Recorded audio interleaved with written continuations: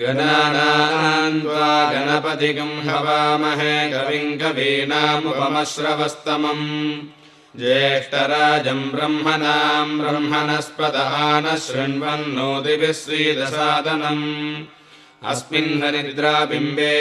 महागणपतिं ध्यायामि आवाहयामि आसनं समर्पयामि अर्घ्यं समर्पयामि पाद्यं समर्पयामि आचमनीयं समर्पयामि वस्त्रं समर्पयामि उपवीतं समर्पयामि गन्धान् धारयामि पुष्पमालां समर्पयामि पुष्पैः पूजयामि ॐ सुमुखाय नमः ॐ एकदन्ताय नमः